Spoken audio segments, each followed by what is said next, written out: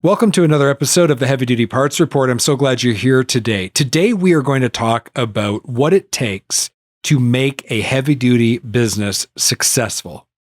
And I am going to share with you some wisdom from two very special guests. In our first segment of this episode, I'm going to share with you some clips from an interview that I did with someone who is world renowned as a business leader and a thought leader that has really led the way for over 4 decades. Then in our full featured interview, we're going to have someone who has had tremendous success in business. We're talking about someone who is a serial entrepreneur, who has done billions of dollars in revenue, who has taken 8 companies public on the New York Stock Exchange, has started over 20 privately held and owned companies. This individual is extremely successful. And so I really hope that if you are an aspiring entrepreneur or if you are operating a business today in the heavy duty industry, that you will listen to today's episode with great interest and that you will take some real value from it. I really hope you also take advantage of the special offer that we have prepared for you. So listen to the very end of the episode to hear about that special offer. It's not something you want to miss. All right, let's get into today's episode.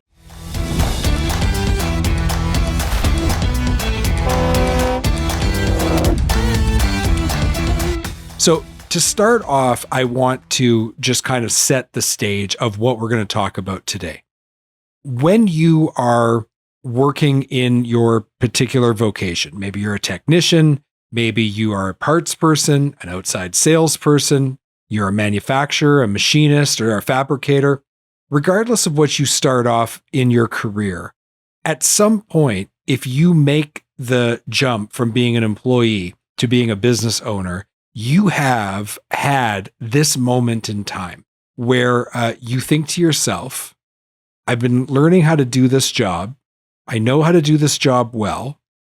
I think I should start a business doing that thing. I want you to listen to Michael E. Gerber, the author of a book that is well known in the business community. It's called The EMyth Revisited. And in that book, Michael Gerber describes this event in every entrepreneur's life. Listen in to Michael E. Gerber as he describes what the E-myth is. It's the entrepreneurial myth, which essentially says that the people who go into small business start their own business. Most of them aren't really entrepreneurs at all. They're what I've come to call technicians suffering from an entrepreneurial seizure.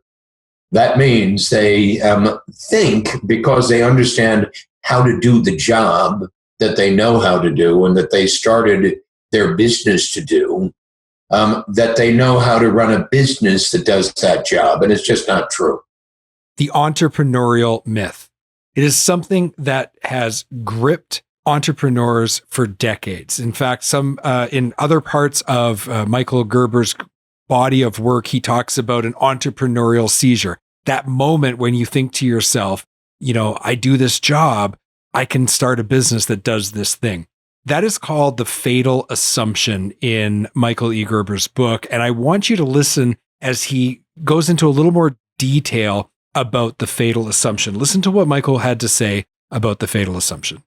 When I said they start with the assumption that because they know how to do the work, they know how to build a business that does that work.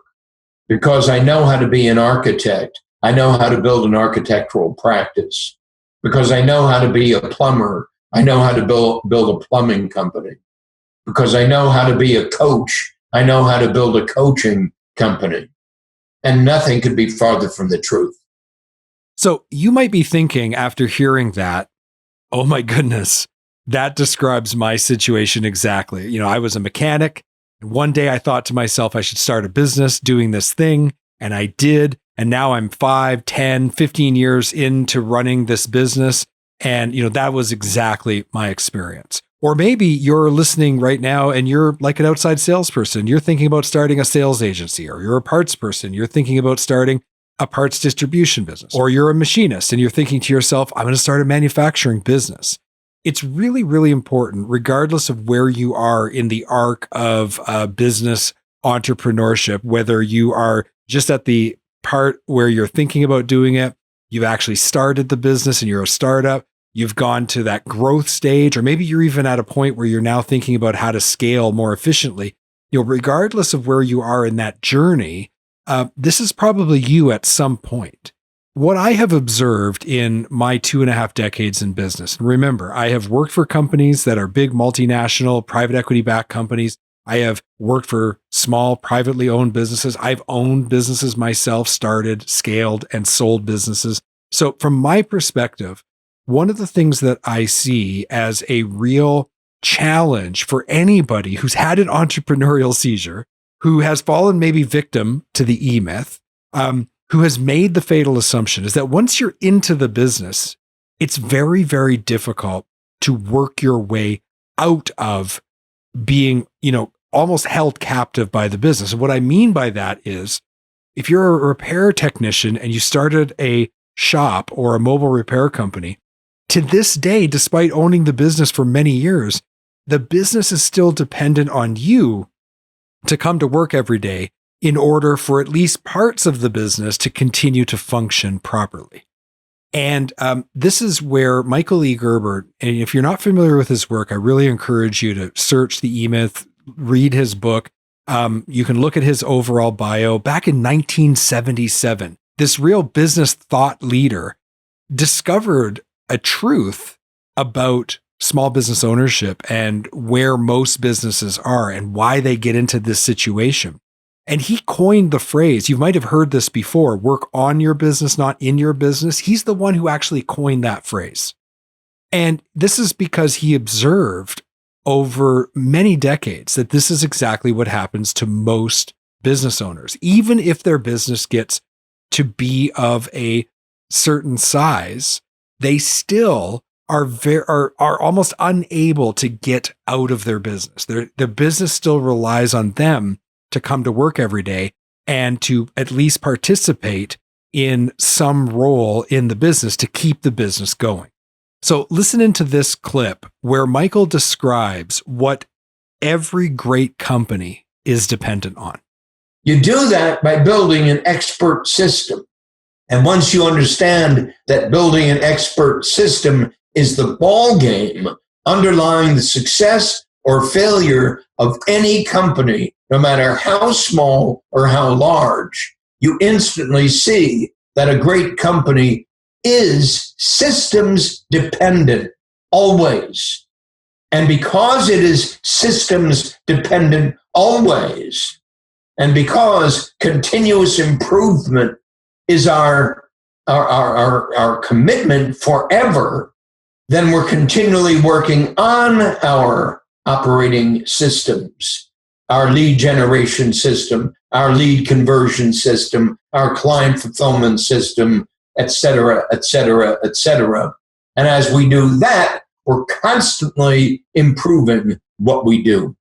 And that's how we not only remain competitive, but grow beyond what we perceive to be competition, which is where disrupting the marketplace comes in. This is why Michael Gerber has been quoted for over 4 decades as saying, the solution is the system is the solution.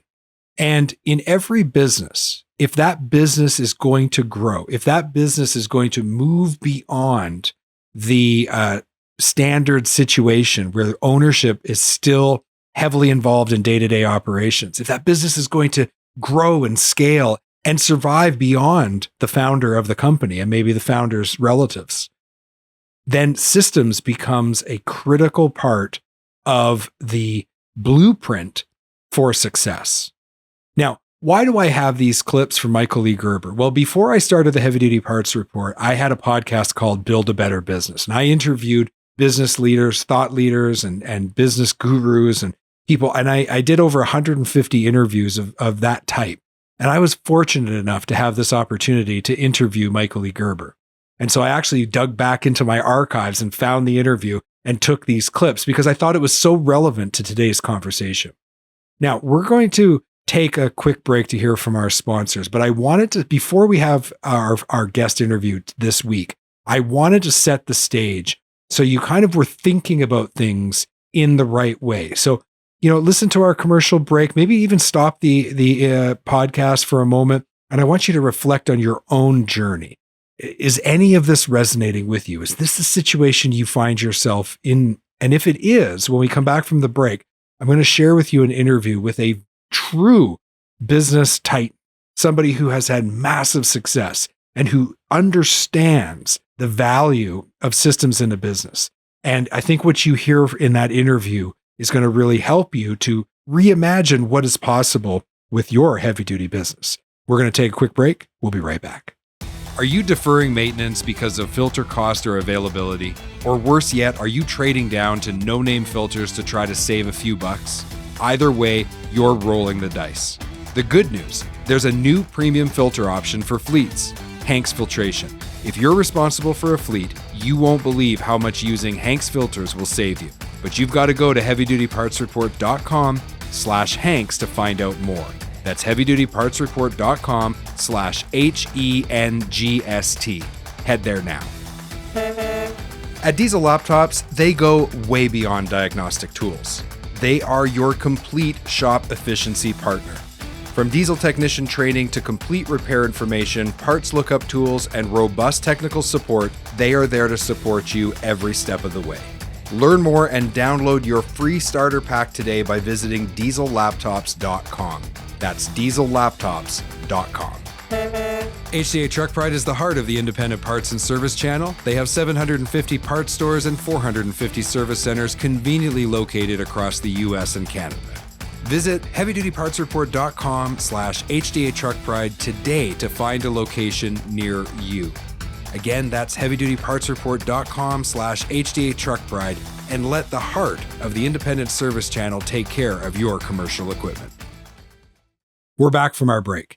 Now that we're back from our break, before the break, we were talking about business systems, and I shared with you some clips from an interview I did on a previous podcast called Build a Better Business that I hosted many years ago, where I interviewed Michael Lee Gerber. Now we're going to talk to somebody who has had tremendous business success, and we're going to continue the conversation about systems. Listen into that interview. My guest today is Steve Harter, owner at Knomatic. Now, Steve is a first dollar investor with experience in starting over 20 companies. As a founder of 8 of those companies that went public on the New York Stock Exchange, this is an individual with extensive experience in starting, building, and scaling and selling businesses. So I'm very excited to have him join us on the Heavy Duty Parts Report. Steve, welcome to the Heavy Duty Parts Report. So glad to have you here. Thank you, Jamie. Appreciate the opportunity. So, Steve, one of the things that I wanted to talk about is I wanted to try to tap into a little bit of your experience. I know that we could spend days talking about this subject, but when you were looking at your career and all of the businesses that you've been involved in, and you think about the experience you have starting, scaling, and selling businesses, what is just one of the main hurdles that business owners encounter when they try to do that? And what do they have to do to overcome that to succeed? What's that one main hurdle that you can think of? I think all businesses come down to one simple thing: it's customer service. Who's your customer? Knowing your customer and figuring out how you can scale based on what you provided for that customer.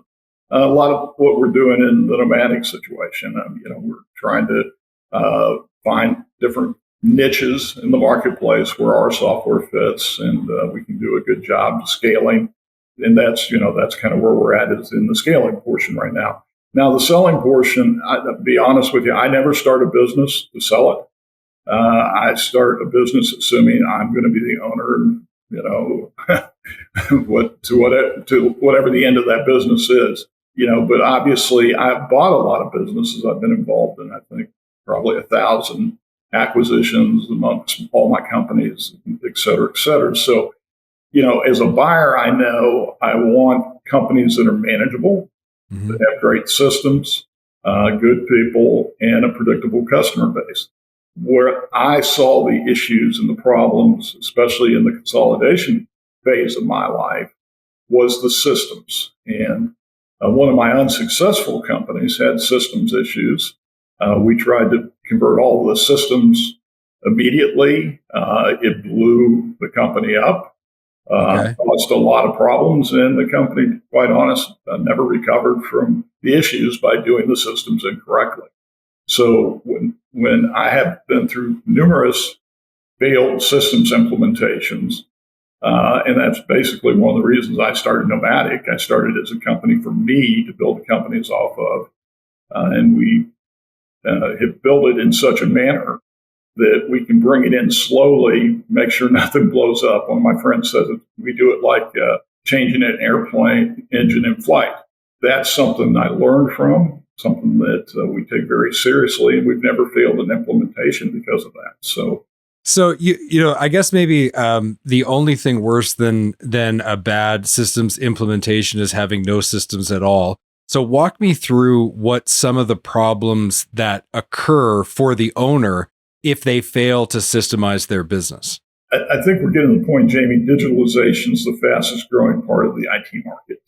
It's going to be just something you have to do. Customer transparency, the customer is wanting more information about what's happening. They want it in real time, and digitalization is being able to give that to them. I mean, think about, you can track your order on Shopify, right? Well, why would an industrial customer want to use my software to be able to track where their trucks are, track where the inventory parts are, track, what's going on? And so transparency is being demanded by the customer.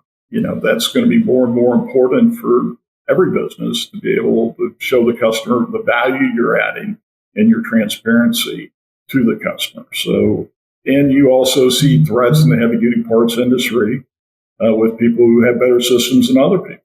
And if you're not competitive, your customer may be looking for those other opportunities. And, we've worked with several of your customers now and clients. So, we know, the kind of things that we need to be able to do to help the heavy duty parts industry.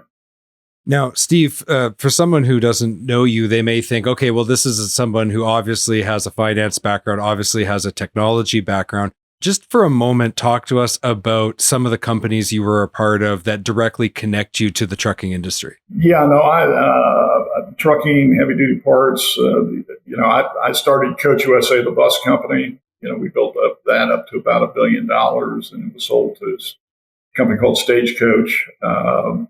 Then I bought the taxi cab operations back from Stagecoach in the state of Texas. I was the largest taxi cab operator, largest paratransit operator for 20 years in the U.S.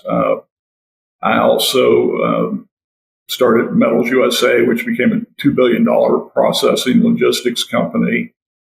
Transportation, obviously, metal products. Heating and air conditioning service business, that's Comfort Systems USA, multi-billion-dollar company today. One of the best growing companies, I think, on Wall Street right now. Started it as a service business, design build. So that was another situation.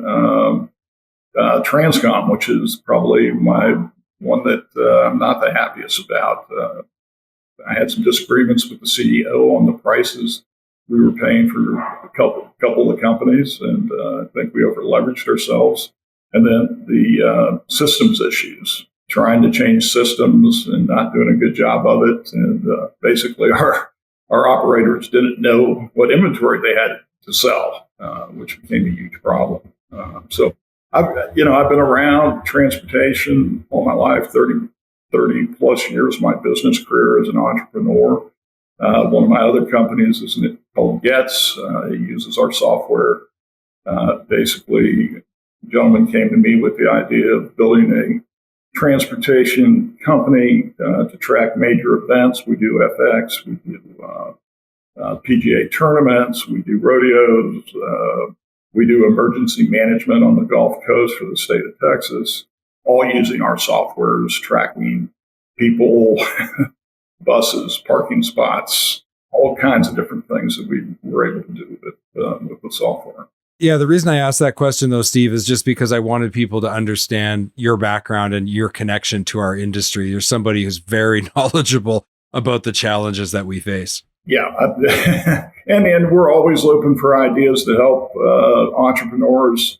I have Notre Capital Ventures, which is my company starting platform. And we still start companies, and what we're looking now is to use our software to start companies. And so hopefully people who are listening to this, maybe we have a couple entrepreneurs who say, maybe that guy can help me. Yeah. But also we can help your established companies that are, looking for answers on how to stay competitive. So let's talk about systems in a little more detail. First of all, I remember one time I was talking to a executive and I was talking about systems, and he says, look, we already have an IT department. I was like, no. I'm talking about operational systems. So can you kind of put a bookend around the word systems and define it for us? I think, I grew up, I'm actually a CPA of all things, but so I grew up with business processes, right? And that's systems. So when I was at, Arthur Andersen, I learned a lot about how systems work. And we built a lot of the systems that I learned in accounting into the software. So business systems to me is the entire business processes. So what we're able to do is we come in and look at your systems that you're doing right now. We ask you for your forms that how you run your business. And we built Lego building blocks is the way I like to call them. And the Lego building blocks, there's 32 of them in our toolkit. And we can do just about anything related to building a system using those business processes. Now, you're going to have a little bit of difference. We're going to have to digitalize your process, your forms. So you've got a paper PO that you like, or you've got some business process you really, really like that's unique from what other software vendors may be able to offer you. We digitalize that and customize it to your business. And I wish we'd have had this 25, 30 years ago. Because back then, you were just trying to slam everything together, Excel spreadsheets, your databases didn't talk, you had disparate companies, you couldn't get information at the home headquarters. So what I'm able to do with this system now is we're able to take all the databases, get them to talk together with APIs, and pull information together and give the management team KPIs, which, your best practices, what do you want to see on your digital screen that's going on in your company immediately? And then also that thing called cash flow for some of our friends who need to watch that. We're able to set up. So are you making sure after you started the business process at the work order, did somebody make sure that got billed and put into your accounting system? Mm-hmm. And we've had some interesting situations talking with clients where the accountant side of me comes out and they start talking about their business processes. And I go, well, people can steal from you if you do that. And we even had an online situation in a meeting where one of our clients was saying, well, hey, look, somebody did this. And we said, well, that's kind of what we told you, because you don't have the right business processes. We had just shown you how somebody stole from you. So, we'd love to think nobody steals, but it's important to have business processes that make sure you also have internal controls. And so a lot of the software and how our business processes work is my 30 years of, I had 2 situations where I had major thefts, in inventory from the taxi cab companies. Mm-hmm. So how do you make sure that you get reports that show anomalies and things that look strange? How do you make sure you get a report that says you haven't built your cash flow? And your cash flow is going to have a problem. And I've lived through some of that where we didn't have proper processes in place. And we found issues where people had either stolen inventory or I wasn't collecting my cash. And I'm getting my daily reports and going, where's my cash, right? Yeah. You need to pay your bills. So when we talk about technology, like you mentioned 25 years ago, we wish we had some of these, and boy, is that ever true. That being said, I know in like the heavy duty parts industry, we and maybe just the trucking industry as a whole, we kind of lag behind other industries. So when you talk to a lot of business owners in heavy duty, they're used to things like an accounting software or an inventory management and accounting software, known as an ERP. They'll have maybe a CRM in place to help them on the sales side. These are kind of the systems, the technology that they're leveraging. How does Knomatic go far beyond those kind of fundamental basic bits of technology to operate a business? What we've been able to do, I think, very well is because of this Lego in database management and being able to tie into systems. We ask the first question we're going to ask a customer is, what is your worst problem? And we got our 25 and 5 is what we call it. For $25,000, we'll fix your worst problems, and it's going to cost you $5,000 a month, for us to come in and fix what you need to fix. We probably have 10 different modules that we offer that are customizable to trucking, inventory management, distribution, repair and maintenance, roadside, rentals. So we've got a lot of different problems we've solved for different people, and we build them into kind of modules. So if we go into your company and say you have these kind of issues, we're able to go in and say, okay, you've got 4 databases. We had a $30 billion. A $20 billion company, that hired us, and we came in and helped them with their roadside repair. They had all kinds of mobile workforce management. The dispatch system was a mess. The calls weren't being filled. They didn't know where their trucks were. So we went in and were able to fix all of that for them. In a series of that one probably took us 4 to 6 months. Normally we can fix problems in 2 to 3 months. And if they would have gone to Indian programming, with an Accenture or somebody like that, because this is a big company that, tends to use big time consultants, this would have been a multi-million-dollar project, multiple years. What we were able to do was pull all what they already had and then build our systems around the good systems they already had. So that's what kind of makes us different. We're probably as much consultants with great IP as we are a software company. I mean, kind of like you, Jamie. I mean, you can help people the same way we help people. You know their problems. You're able to identify their problems, and you're able to solve their problems. That's what we do. We just use our IP to do. So that's, I think, what makes us special. One of my partners is 30, 40-year veteran. I've known him since Arthur Anderson days. He was with me in some of my consolidations. He's written books on integration of businesses. His name's Ed Kleingoodle. He's forgotten more about how to integrate a business than most people will ever know in their lifetime. We've got people who really understand, the business integration, the parts, trucking, all these different pieces. Steve, if there's one thing you just want people to remember from our conversation today, what's that one thing?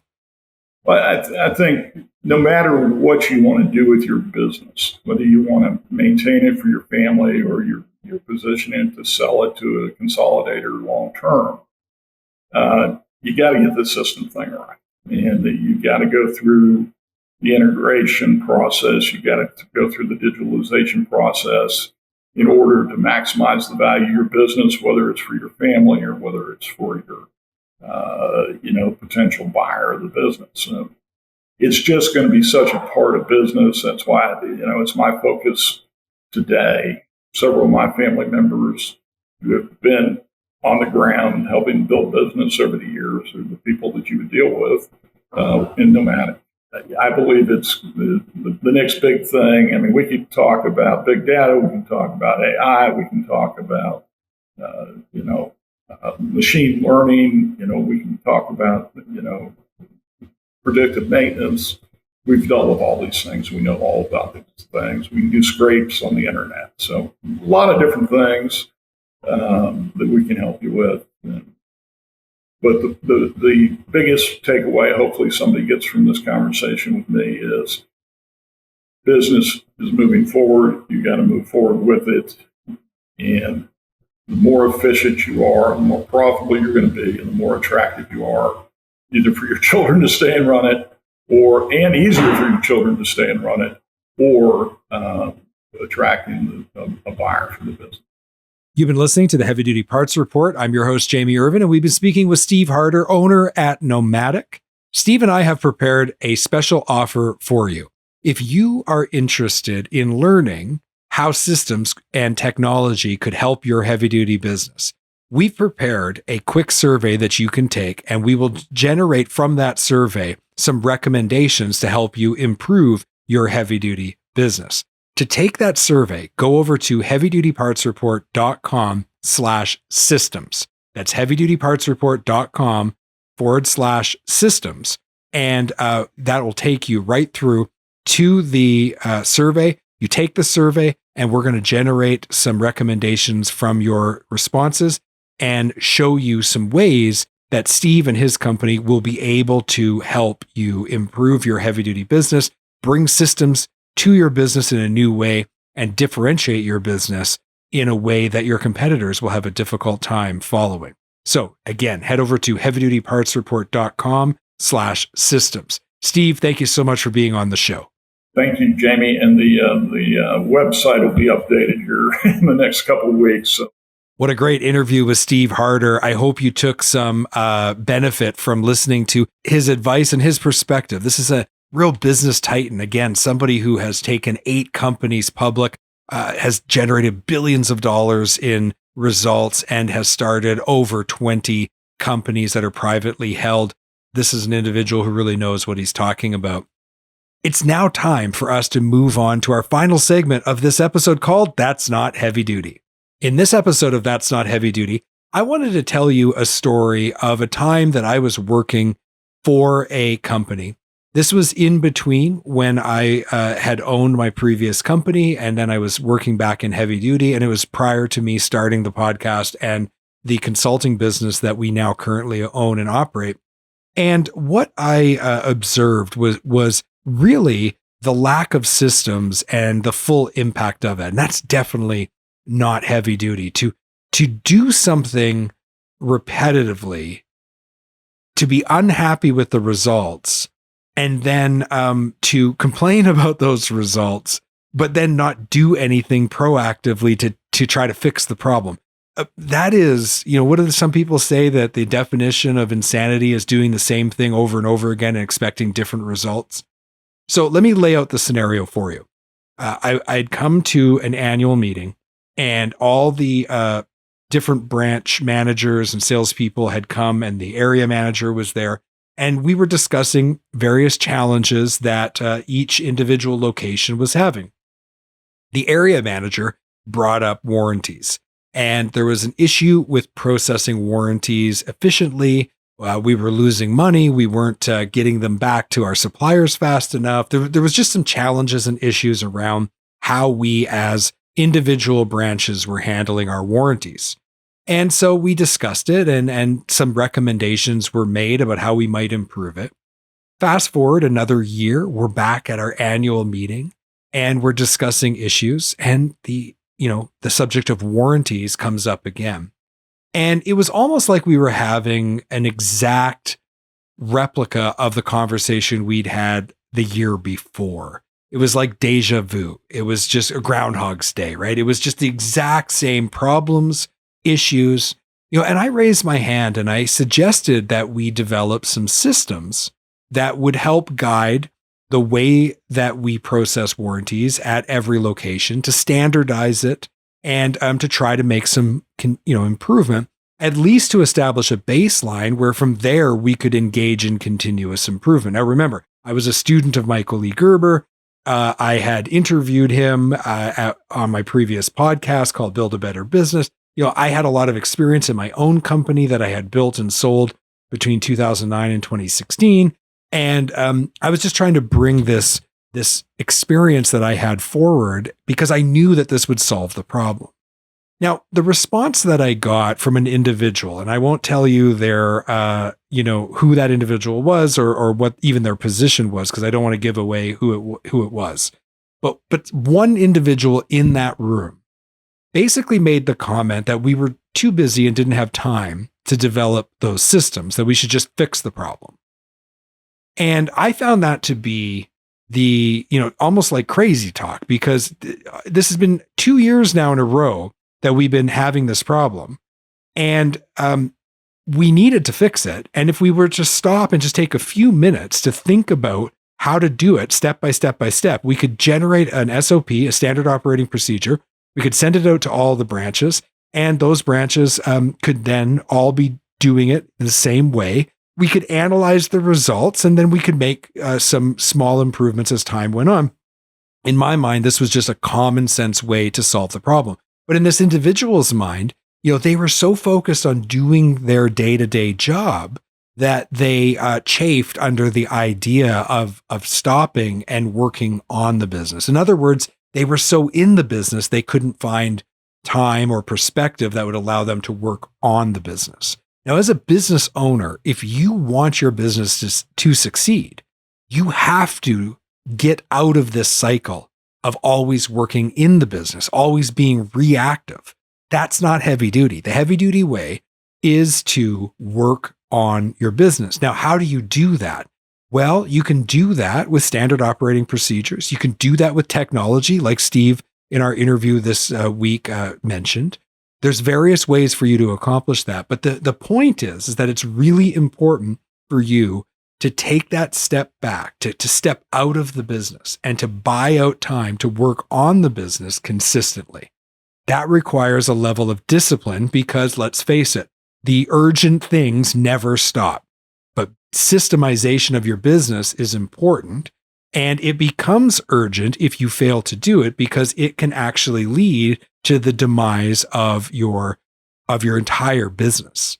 So this is, in my opinion, this is one of the most important episodes we've ever done, because it really gets to the heart of how to successfully build a great business. And as you know, our why at the Heavy Duty Parts Report is to help heavy duty people thrive. And we don't just want the people to thrive. We want the businesses they work for to thrive. We want the industry to thrive. Why? Because this industry takes care of society at large. And so really at the end of the day, there's not a lot more that's more important than that in our professional lives. So if you are operating a heavy duty business, whether you own it or you're in the leadership of it, or you're even in middle management, even if you're an employee, you can start developing systems to help you be more efficient, more productive, to create more predictable results. And that is only going to help you to thrive in your career and for you to play your part in contributing to this amazing industry that supports society. Thank you so much for listening to this episode. I genuinely appreciate your ongoing support. If you haven't already, head over to heavydutypartsreport.com, hit the follow button, and sign up to our weekly email. We send you one email a week to let you know about new content. Also, head over to YouTube, and if you like the video version of our show, hit that subscribe and follow button. If you listen to it on the podcast player of your choice, hit the follow button for free. And if it gives you the option, give us a 5-star rating and review. This helps us with reach. Thank you again for your ongoing support. And as always, I want to encourage you to be heavy duty.